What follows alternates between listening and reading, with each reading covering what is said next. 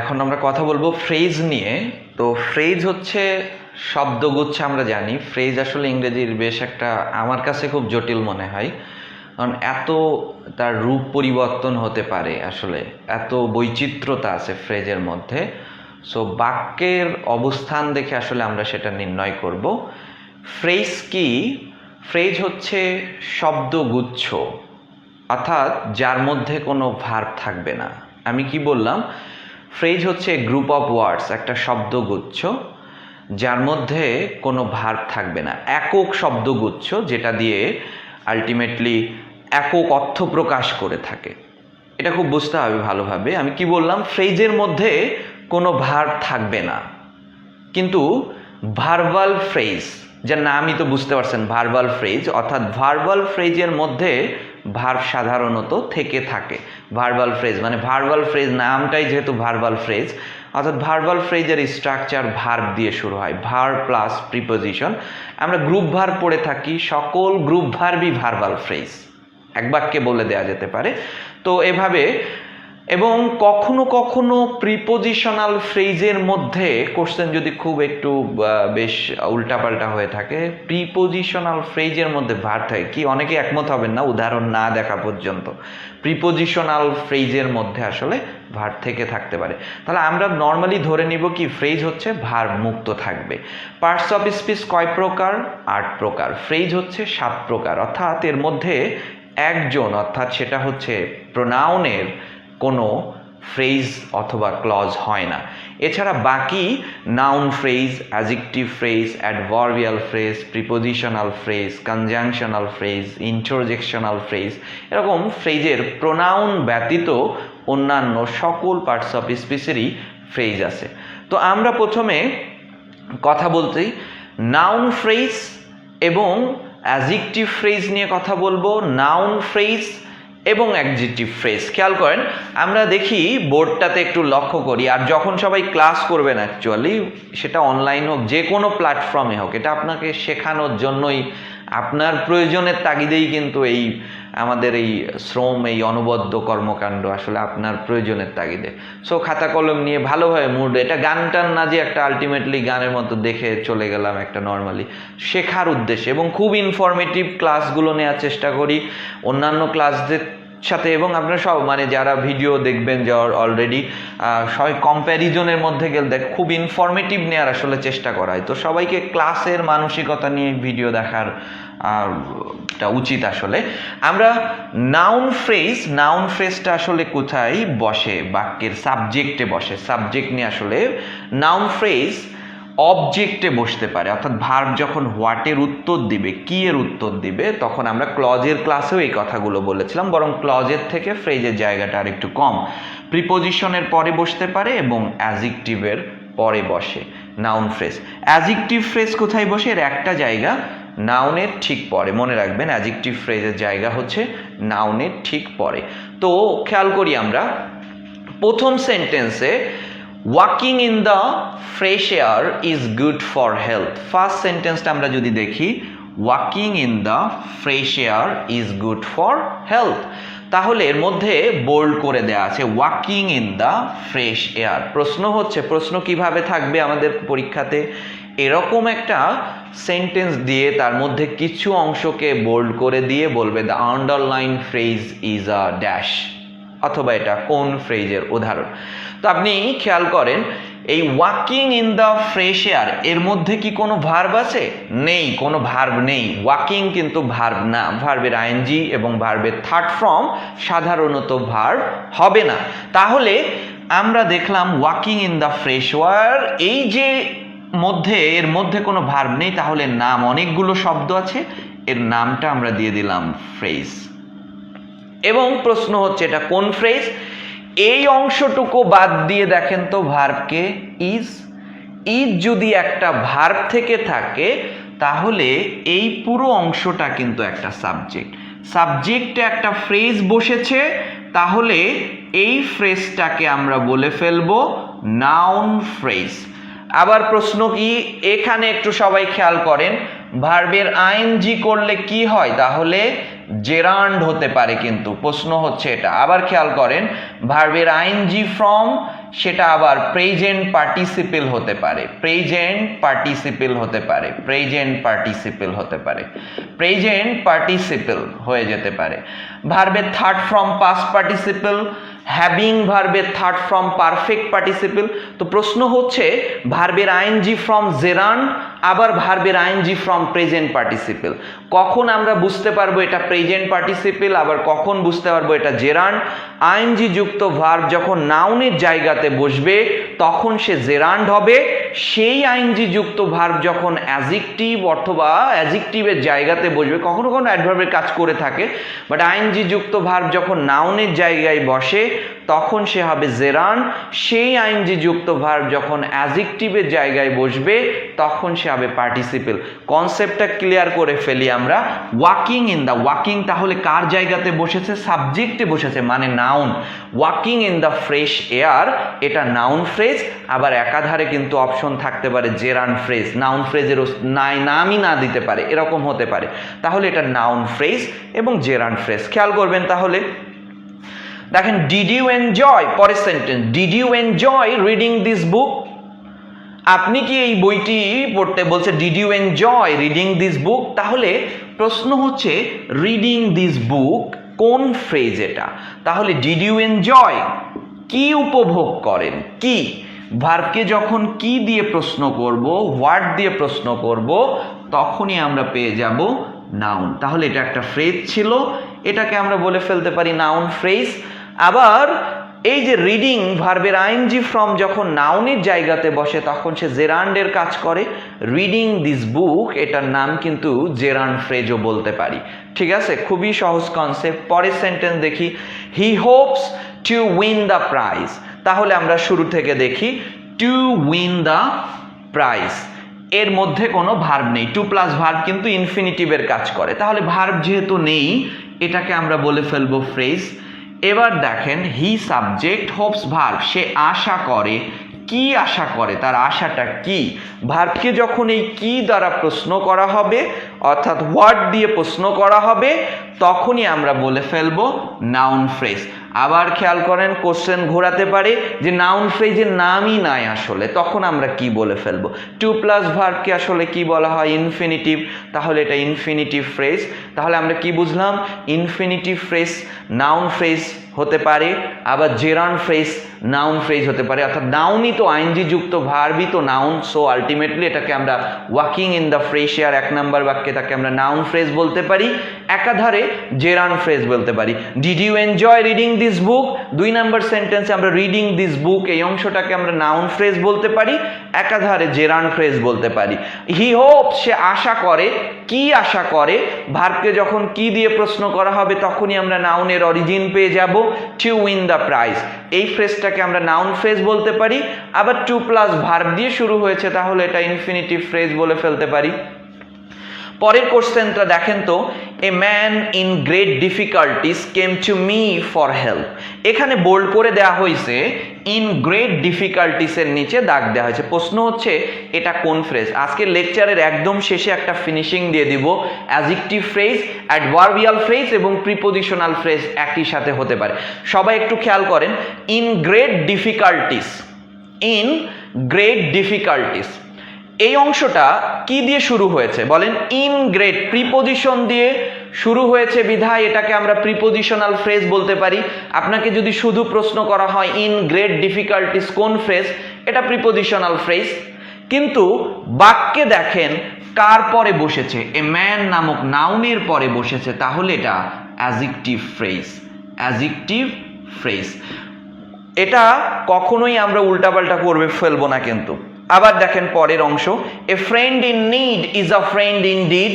এখানে বলা হয়েছে ইন নিড কোন ফ্রেজ, কার পরে বসেছে? এ ফ্রেন্ড নাউনের পরে বসেছে, তাহলে এটাকে আমরা অ্যাডজেক্টিভ ফ্রেজ বলবো।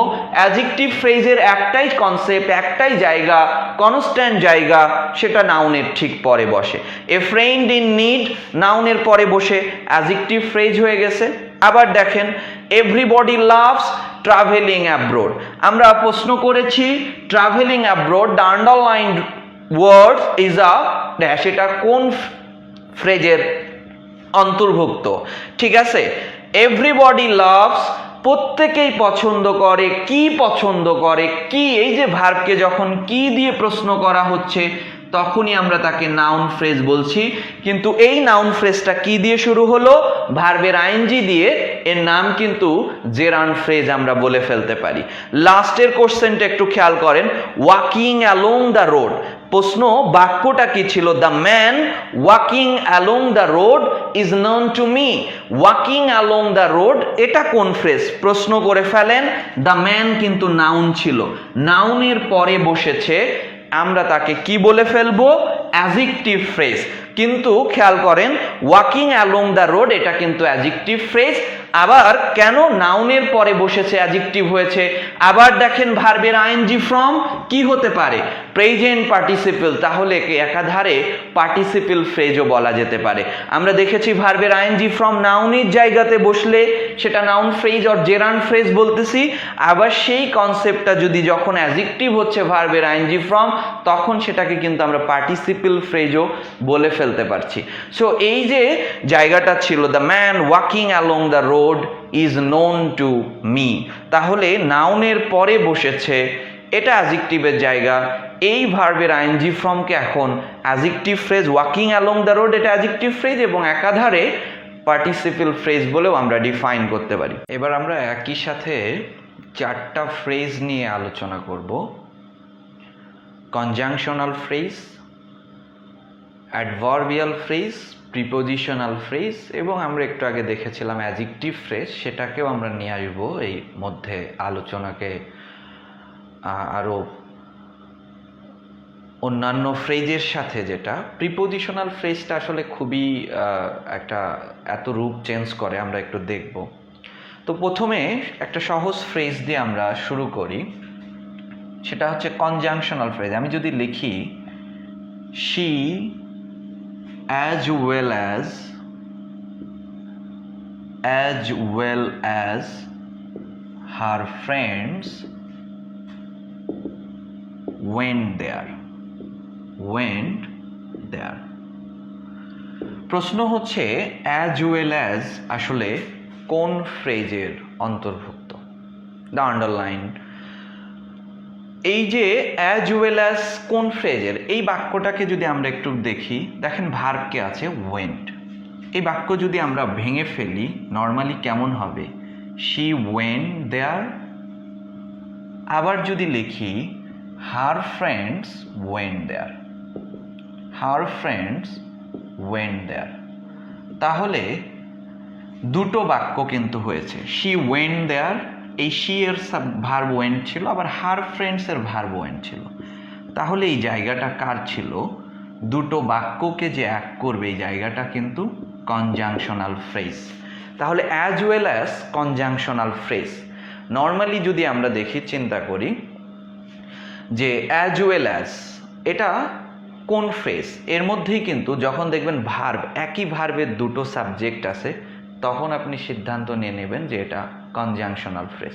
কনজাংশনাল ফ্রেজ চেনা খুবই সহজ, সাধারণত দুটো বাক্যের মাঝে থাকবে, সাধারণত দুটো বাক্যের মাঝে থাকে। দুটো বাক্যকে, কনজাংশন হচ্ছে দুটো আইডিয়াকে কানেক্ট করে ফেলে। হ্যাঁ, এই যে দুটো আইডিয়াকে কানেক্ট করে, সো এখানে কিছুটা ঝামেলা আছে। কনজাংশন আবার আমরা লিঙ্কার্সের কথা বলে থাকি, ঠিক আছে, কানেক্টরস অর লিঙ্কার্স। আমরা দেখব দুটো বাক্যকে যে কানেক্ট করে সে কনজাংশনাল ফ্রেজ।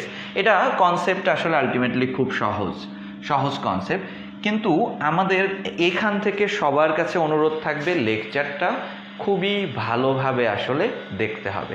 আমরা যদি বলি, এখন সেন্টেন্স দেখি, ধরেন প্রথমে লিখলাম in front of my house. তাহলে কিছুই লিখি নাই, কিন্তু লিখলাম in front of my house. আপনাকে যদি প্রশ্ন করা হয়, কিচ্ছু নাই, শুধু in front of my house, এটা কোন ফ্রেজ?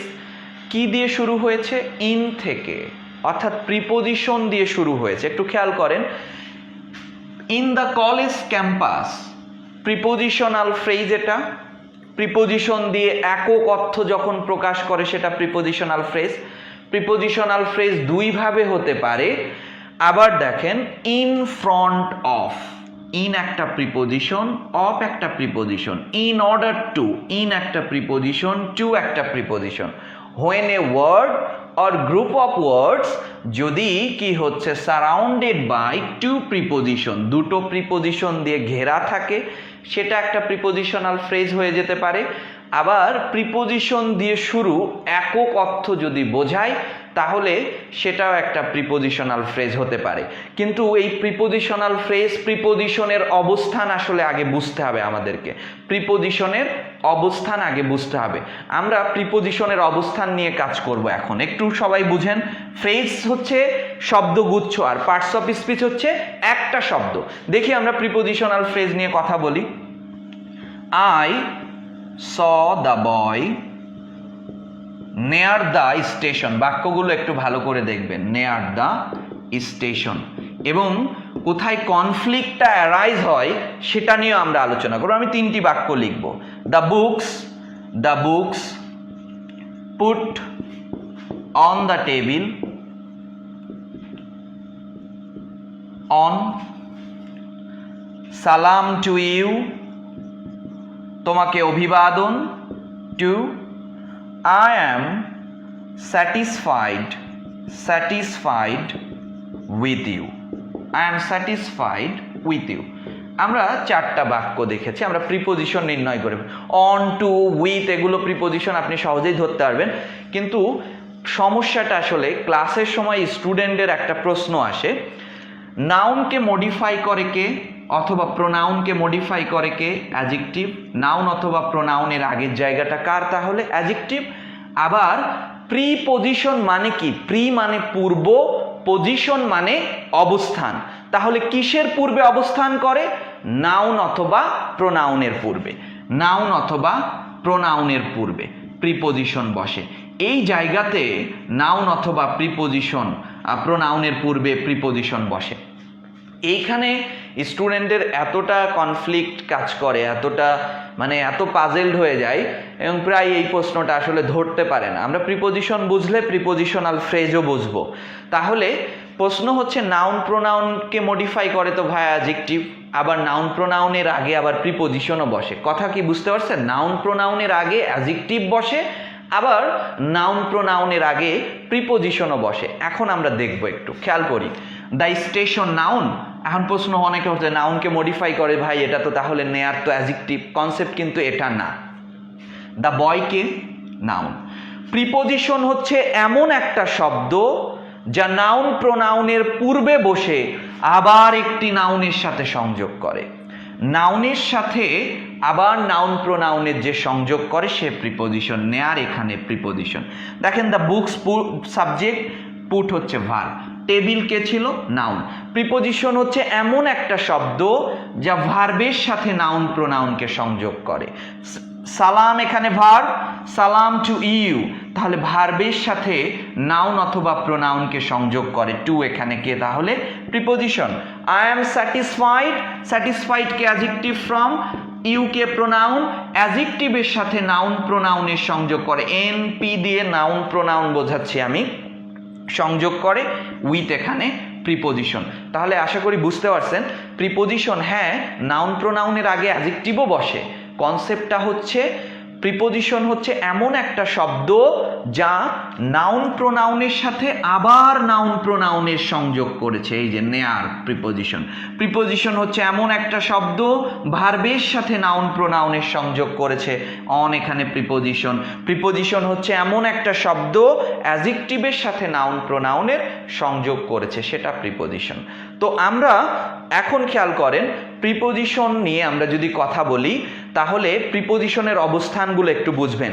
এখানে যে কনসেপ্টটা যে আসবে সেটা আমাদেরকে পাজেল করে দিবে আসলে, যদি আমরা বলি। একটু ভালো করে দেখেন, আর আগের লেকচারটা একটু দেখবেন অ্যাডজেক্টিভ ফ্রেজের।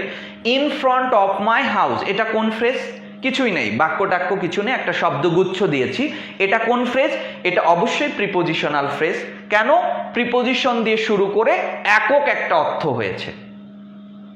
আবার যদি বলি the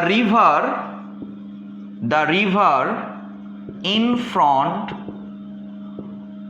of my house is very big or is big.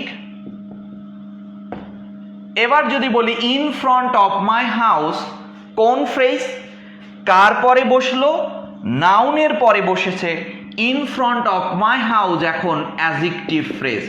ভুলে যাবেন না প্রশ্নটা কি ছিল, in front of my house মূলত কোন ফ্রেজ? উপরে আমি লিখেছি সেটা মূলত প্রিপজিশনাল ফ্রেজ। কিন্তু এখন দেখেন দ্য রিভার এই নাউনের পরে বসে গেল, in front of my house এটা কিন্তু প্রিপজিশনাল ফ্রেজ হয়নি, আর নাউনের পরে বসার জন্য অ্যাডজেক্টিভ ফ্রেজ হয়ে গেছে। খেয়াল করেন এই উদাহরণটাই যদি আমি এভাবে লিখি, the river in front of my house is big.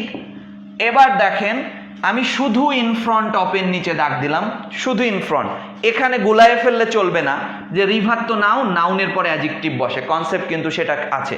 রিভারকে noun, my হাউসকে another noun, নাউনের সাথে আরেকটি নাউনের সংযোগ করে কে? প্রিপজিশন। ইন ফ্রন্ট অফ কিন্তু এবার প্রিপজিশনাল ফ্রেজ। আরও যদি না বুঝেন, ইন কে ছিল প্রিপজিশন, অফ কে ছিল প্রিপজিশন, দুটো প্রিপজিশন দিয়ে ঘেরা শব্দগুচ্ছ প্রিপজিশনাল ফ্রেজই হতে বাধ্য। কিন্তু অবস্থান কিন্তু দেখতে হবে, নাউনের সাথে নাউনের সংযোগ করেছে প্রিপজিশনাল ফ্রেজ। আমরা আবার ফিরে যাই, ধরেন আমি সেন্টেন্স লিখলাম, the river is in front of my house. আমি ইন ফ্রন্ট অফ মাই হাউসের নিচে দাগ দিয়ে দিলাম। প্রথম থেকে আবার বলি, এটা একটু জটিল, একটা মাথা ঠান্ডা করে বুঝতে হবে। আসলে in front of my house কোন ফ্রেজ ছিল? Prepositional phrase. নাউনের পরে বসে রিভার, এই নাউনের পরে in front of my house বসেছে, তাহলে এটা কোন ফ্রেজ? Adjective phrase. আবার দেখেন লাস্টের সেন্টেন্সে রিভার বাক্যের সাবজেক্ট, ইজ হচ্ছে ভার্ব। প্রশ্ন করি নদীটি কোথায়? ভার্বকে আমি প্রশ্ন করলাম হোয়ার দিয়ে, নদীটি কোথায়? নদীটি আমার বাড়ির সামনে। এখন in front of my house adverbial phrase, adverb of place. এই কনসেপ্টগুলোই আমাদেরকে নিতে হবে। যদি না বুঝেন দেখেন, খেয়াল করেন যে in front of my house, আমরা আরেকটা উদাহরণ দিয়ে দিই, লেকচার কিন্তু খুব ভালোভাবে বুঝতে হবে। ধরেন আমি বললাম একদম সহজভাবে, এই কনসেপ্টগুলো খুবই সহজভাবে নিতে হবে, খুব সহজভাবে নিতে হবে, তাহলেই আপনি শিখতে পারবেন। ধরেন আপনাকে বলা হলো অফ দ্য ওয়ার্ল্ড, কিছুই নেই, বাক্য টাক্য কিচ্ছু নেই, একটা শব্দগুচ্ছ লিখেছি। এটা কোন ফ্রেজ? অফ দ্য ওয়ার্ল্ড কি দিয়ে শুরু হলো? প্রিপজিশন দিয়ে। একবারেই বলে ফেলতে পারবেন এটা ভাই প্রিপজিশনাল ফ্রেজ। এবার বলি the poor people of the world are deprived. এবার যদি বলি অফ দ্য ওয়ার্ল্ড, এটা কোন ফ্রেজ? কার পরে বসেছে? পোর পিপল, নাউনের পরে বসেছে, তাহলে অফ দ্য ওয়ার্ল্ড এখানে অ্যাডজেক্টিভ ফ্রেজ। এবার যদি বলি the poor people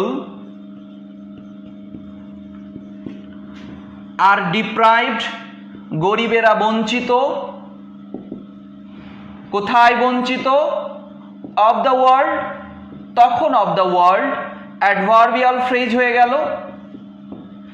the poor people subject আর ডিপ্রাইভড ভার্ব, তাহলে দ্য পোর পিপল সাবজেক্ট আর ডিপ্রাইভড হচ্ছে ভার্ব। ভার্বকে প্রশ্ন করলাম কোথায় বঞ্চিত? পৃথিবীতে। জায়গা বোঝাচ্ছে কোথায়? Where, adverbial phrase. Of the world adverbial phrase. তাহলে এরকম করে প্রিপজিশনাল ফ্রেজ কিন্তু খুব তার চরিত্র চেঞ্জ করে ফেলে। প্রিপজিশনাল ফ্রেজের এত রূপান্তর ঘটে। প্রিপজিশনাল ফ্রেজ নিয়ে আমরা আরেকবার বলি, প্রিপজিশনাল ফ্রেজ কি পাবো আমরা? প্রিপজিশন দিয়ে শুরু হবে এমন একক শব্দগুচ্ছ হবে, ঠিক আছে, একক শব্দগুচ্ছ ব্যবহার হবে, অথবা দুটো প্রিপজিশন দিয়ে ঘেরা শব্দগুচ্ছ ব্যবহার হবে। কিন্তু তার অবস্থানগুলো যদি আমরা লিখে ফেলি, আমরা দেখেন সেন্টেন্স দিয়ে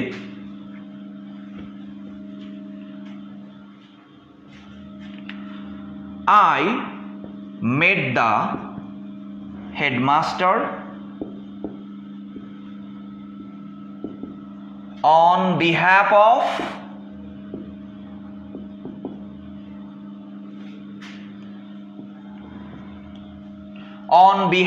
the students. আপনাকে যদি বলা হয় অন বিহাফ অফ এর নিচে দাগ দিয়ে দিলাম, এটা কোন ফ্রেজ? দুটো ভাবে নির্ণয় করতে পারেন। প্রিপোজিশন দিয়ে শুরু, অন, প্রিপোজিশন দিয়েই শেষ, প্রিপোজিশনাল ফ্রেজ। আবার দেখেন দ্য হেডমাস্টার কে ছিল নাউন, দ্য স্টুডেন্টস কে ছিল নাউন, নাউনের সাথে নাউনের সংযোগ করেছে প্রিপোজিশন, প্রিপোজিশনাল ফ্রেজ এটা। আমরা যদি বলি, ধরেন আপনাকে বলা হলো with great violence, with great violence, with great violence, with great violence, এটা কোন ফ্রেজ? কিছুই লিখি নাই, শুধু একটা শব্দগুচ্ছ লিখেছি। এটা কোন ফ্রেজ? প্রিপোজিশন দিয়ে শুরু হয়েছে, তাহলে এটা প্রিপোজিশনাল ফ্রেজ। এবার বলি, ধরেন সেন্টেন্স লিখলাম the storm uprooted the tree with great violence, with great violence. এই উইথ গ্রেট ভায়োলেন্স এর নিচে বোল্ড করে দিলাম দ্য স্ট্রং সাবজেক্ট, আপরুটেড, কি আপরুট করেছিল? উপরে ফেলেছিল কি গাছ? কিভাবে উপরে ফেলেছিল? With great violence.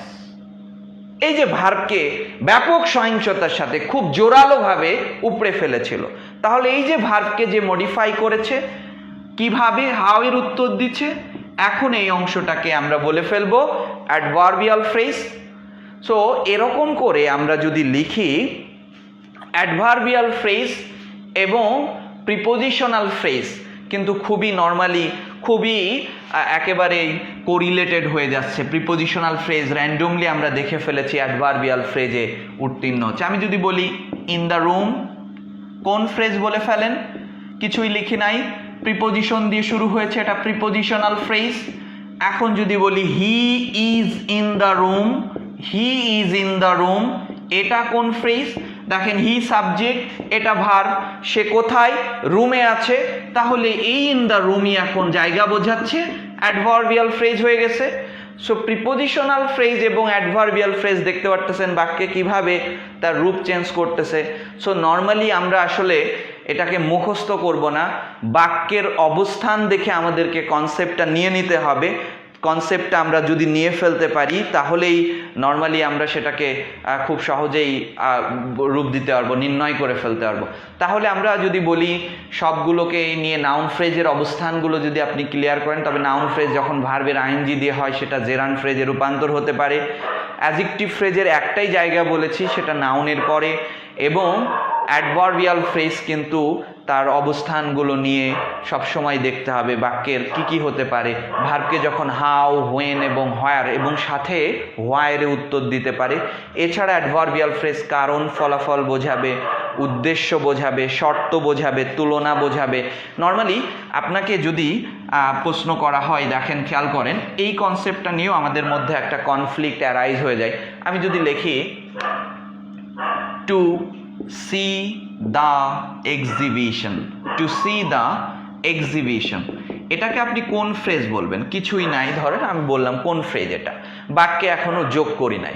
তাহলে টু প্লাস ভার্বকে আমরা কি বলি? ইনফিনিটিভ, সি ভার্বের বেস ফর্ম, তাহলে এটা ইনফিনিটিভ ফ্রেজ, অথবা যে ইনফিনিটিভ ফ্রেজ সে নাউন ফ্রেজ। কিন্তু বাক্যে যদি লিখি we went there, আমরা সেখানে গিয়েছিলাম, to see the exhibition, to see the exhibition, এই কনসেপ্টটা ক্লিয়ার করে নেবেন। এটা নিয়ে পেঁচানোর কিছু নাই, এটা নিয়ে কনফ্লিক্ট থাকার কিছু নাই, এটা নিয়ে পাজল থাকার কিছু নাই। উই ওয়েন্ট দেয়ার, আমরা সেখানে গিয়েছিলাম, আমাদের যাওয়ার উদ্দেশ্য কি ছিল? এক্সিবিশন দেখা, প্রদর্শনী দেখা, এই যে উদ্দেশ্য বোঝাচ্ছে। তাহলে আমরা টু সি দ্য এক্সিবিশন, এটা ইনফিনিটিভ ফ্রেজ থেকে কনভার্ট হয়ে গেল অ্যাডভার্বিয়াল ফ্রেজ। সো এই কনসেপ্টগুলোই আমাদেরকে কাজে লাগাতে হবে। অ্যাডভার্বিয়াল ফ্রেজের সবচেয়ে বৈচিত্র্য অন্যান্য সকল ফ্রেজকে আমরা দেখে ফেলেছি কিভাবে নর্মালি আমরা যদি লিখি টু সি মি তাহলে এটা কোন ফ্রেজ? টু প্লাস ভার্ব দিয়ে শুরু হয়েছে, আপনি বলে ফেলবেন এটা ভাই ইনফিনিটিভ ফ্রেজ। আবার যদি বলি হি কেম, সে এসেছিল টু সি মি, আমাকে দেখার জন্য। কেন এসেছিল? উদ্দেশ্য বোঝাচ্ছে। এখন to see me adverbial phrase, এইটা নিয়ে আর কোনো প্রশ্ন থাকার কথা না। এটাকে আমি অনেক বইতে দেখেছি নাউন ফ্রেজ বলে চালাই দিছে, বাট কোনো অথেন্টিক সোর্স আসলে এটার জন্য আমার কাছে মনে হয় না যে আছে এরকম। আমরা সবচেয়ে নর্মালি একটা জিনিস চিন্তা করবেন, এই ফ্রেজ নিয়ে সব থেকে ভালো যে ব্যাখ্যাটা আছে সেটা হচ্ছে এইচএসসির বোর্ডের বইতে। এইচএসসির বোর্ডের সেকেন্ড পেপার, বাংলাদেশের 90% স্টুডেন্ট জানেই না এইচএসসির বোর্ডের একটা সেকেন্ড পেপার আছে। সেকেন্ড পেপার বলতেই মনে করে ঠিক আছে, আমরা ব্যাংক বলেন, বিসিএস বলেন, অ্যাডমিশন বলেন, আলটিমেটলি এই সিলেবাসটা কি? এই সিলেবাসটা এইচএসসির বোর্ডের সেকেন্ড পেপারের যে সূচিপত্র আছে সেটাই সিলেবাস, সেটা থেকে এর বাইরে থেকে কখনো কোশ্চেন হয় না। আমরা দুনিয়ার উল্টাপাল্টা বিভিন্ন নাম না জানা অনেক ধরনের বই পড়ে থাকি। সো নর্মালি, এবং সেখানে ইংরেজিকে বাংলাদেশে এত পরিমাণ পোস্টমর্টম হয়েছে যেটা আসলে ইংরেজির অরিজিন থেকে হারাই গেছে। এটা হচ্ছে সব থেকে বোঝানোর স্বার্থে অনেকে অনেক ব্যবহার করে, এটাও তাদেরকে সাধুবাদ জানাই যে নর্মালি বোঝানোর স্বার্থে অনেক ব্যাখ্যা চলে আসে, বাট এটার আদৌ অথেন্টিক সোর্স আছে কিনা। তো সবাই খেয়াল করবেন, সবাই মনে রাখবেন, এইচএসসির বোর্ডের বই, বোর্ডের সেকেন্ড পেপার, এইচএসসির বোর্ডের সেকেন্ড পেপার বাজারেও খুব রেয়ার হবে, খুঁজে নিতে হবে আপনাকে। এইচএসসির বোর্ডের সেকেন্ড পেপারটা সবাই ম্যানেজ করে ফেলবেন। সো সব থেকে চমৎকার ব্যাখ্যা আছে। আমি যেটা বললাম কি, বাংলাদেশ 90 কি 95% আমরাই কি আপনি দেখেন না এইচএসসির বোর্ডের সেকেন্ড পেপার কি পড়েছেন? নবদূত, পাঞ্জেরি, লেকচারার চৌধুরী হুসাইন, এর বাইরে কিন্তু সেকেন্ড পেপার জানেনই না বোর্ডের একটা বই আছে। তো একদমই সব থেকে চমৎকার ব্যাখ্যা রয়েছে এই বইটাতে, সব থেকে এত ভালো কনসেপ্ট আর নাই। এবং একেবারে আমার কাছে মনে হয় এটা আমরা বাইরের বই ফলো করি, টোফেলগুলো ফলো করি, অফিসিয়াল জিম্যাটেও ভালো দেওয়া আছে, আমরা এটা ফলো করে থাকি। সো নর্মালি আমরা দেখেছি অ্যাডভার্বিয়াল ফ্রেজের ভ্যারিয়েশনগুলো একটু ভালোভাবে দেখবেন, অ্যাডভার্বিয়াল ফ্রেজগুলো আসলে কীভাবে। সেই লেকচারটা যদি A to Z দেখেন মোটামুটি ফ্রেজের উপরে, তাহলে কনসেপ্টগুলো ক্লিয়ার হয়ে যাবে। এই to plus verb infinitive phrase, এটা নাউন ফ্রেজ বলে আমি অনেক বইয়ের অ্যান্সার দেখেছি। আপনি ভার্বকে প্রশ্ন যখন উদ্দেশ্য বলে, ইনফিনিটিভ কেন উৎপত্তি হয়, ইনফিনিটিভ মানে কি? উদ্দেশ্য। সো সেটাকে আমরা অবশ্যই উদ্দেশ্য হলেই সেটাকে আমরা অ্যাডভার্বিয়াল ফ্রেজ বলে কনসিডার করব।